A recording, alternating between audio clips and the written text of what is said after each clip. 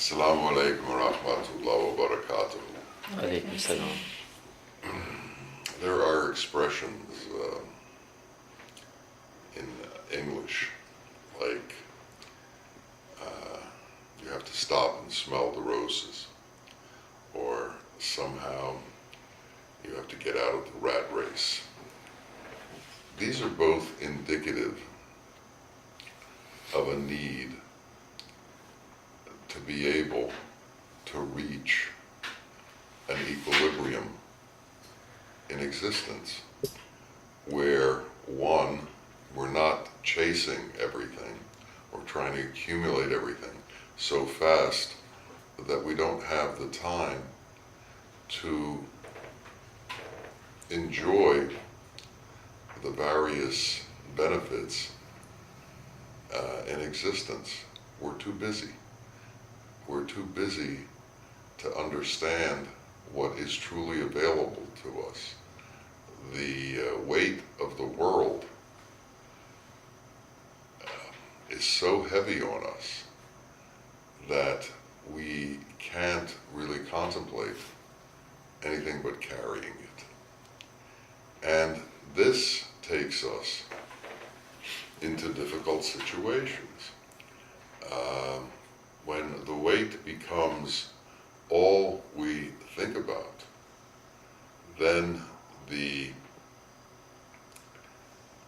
effulgence of Allah's grace, the joy of Allah's qualities are not available to us because we are too trapped, too chained to carrying the world.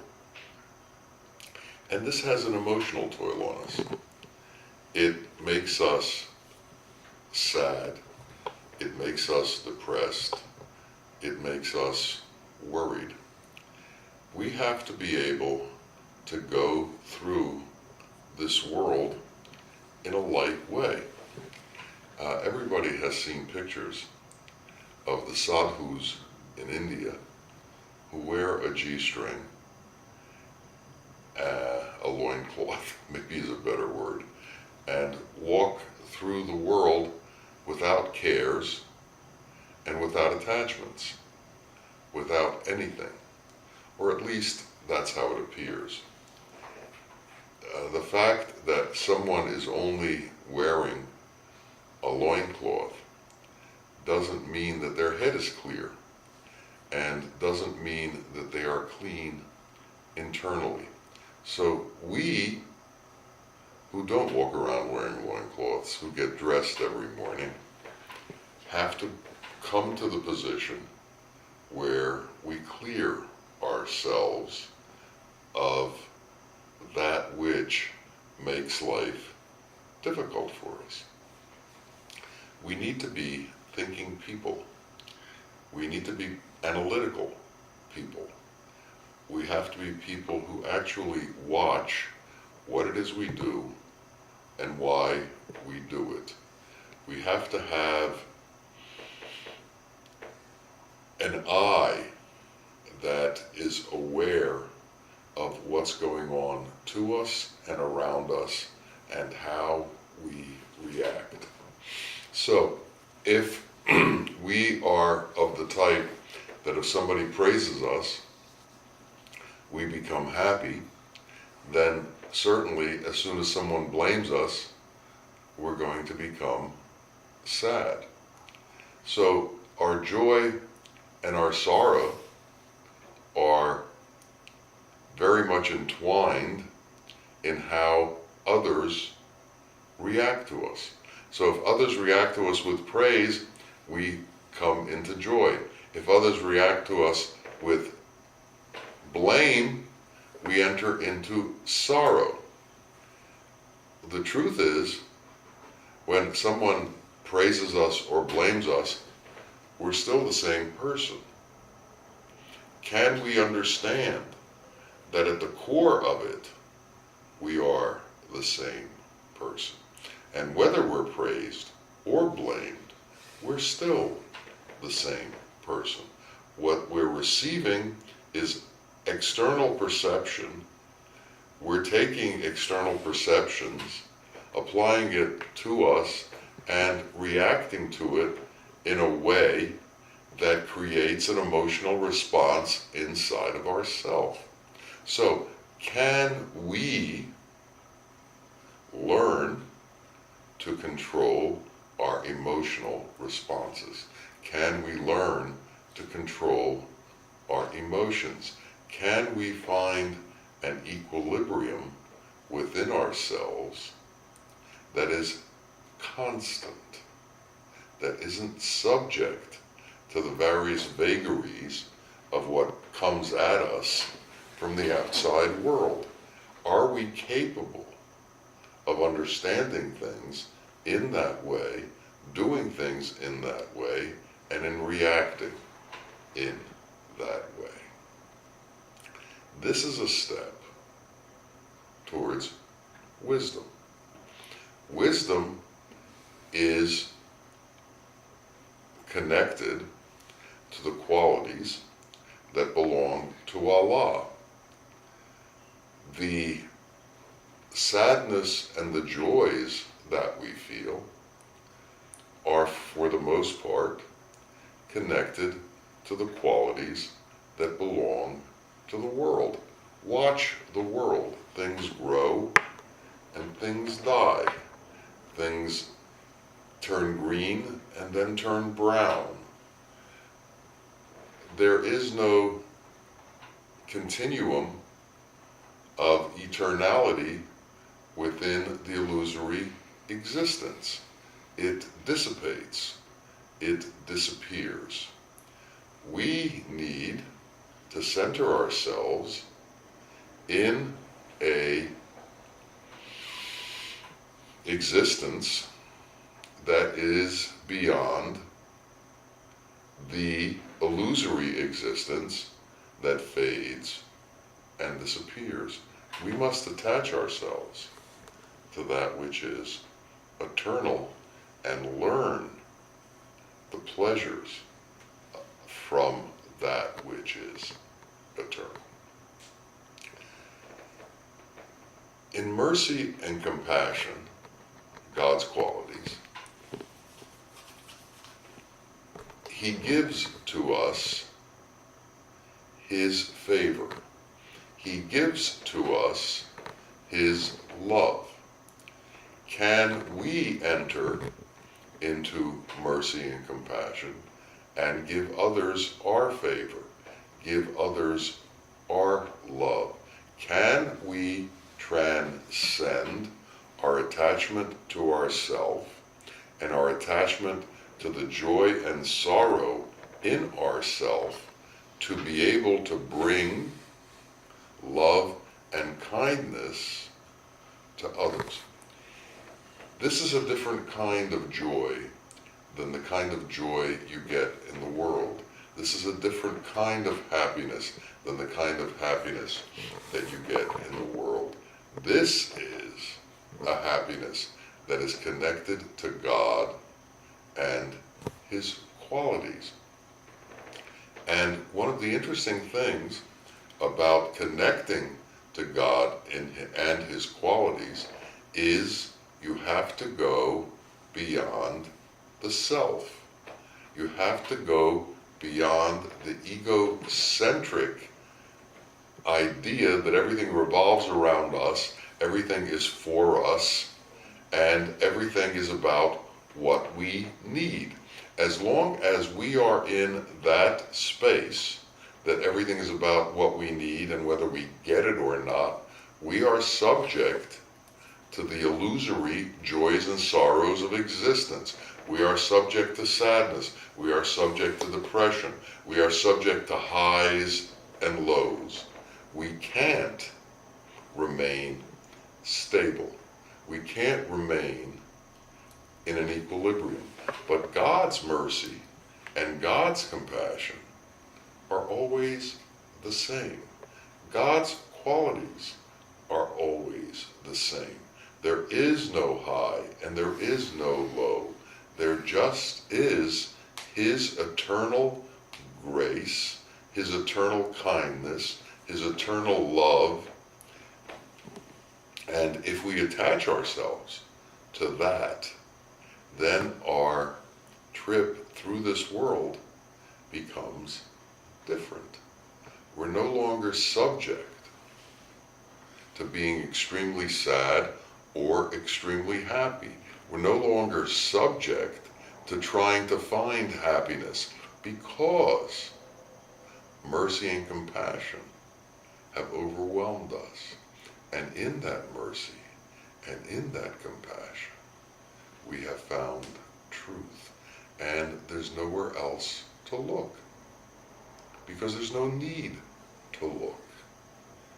When you're within God's grace and God's qualities, you have found your place. The search is over. There's nowhere else to go. In this life, one of the biggest problems that people have is the inability to be in the moment. Why? Because they're constantly thinking about the future.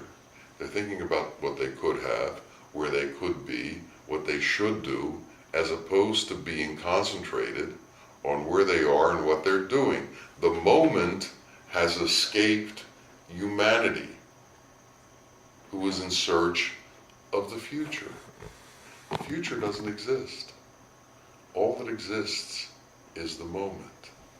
And for us to truly find who we are, we have to live in this moment, because we only exist in this moment. The future is an imagination that we take on because we can't find peace in the moment. Peace is now, and peace is one of the names of God. Salam is one of the names of God. So if you're truly going to find peace, it has to be found in Allah. It has to be found in God. Peace isn't found in gold. Peace isn't found in sex.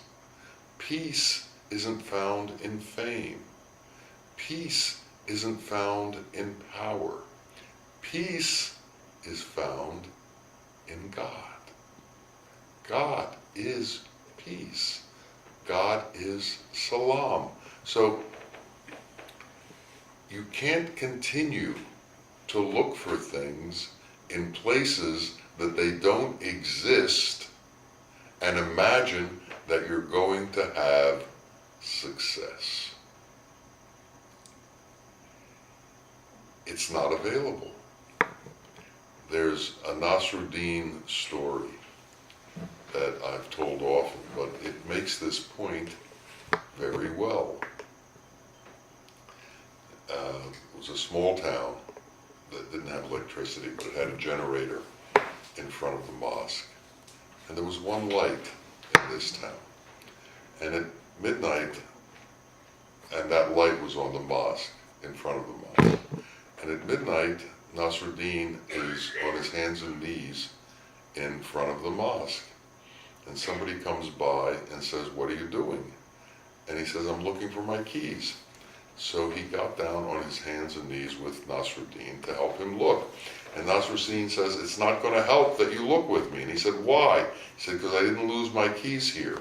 He said, "Well, where did you lose them?" He said, "In the woods." He said, "Why are you looking here?" He says, "Because it's the only place with a light." And that's our situation in the world.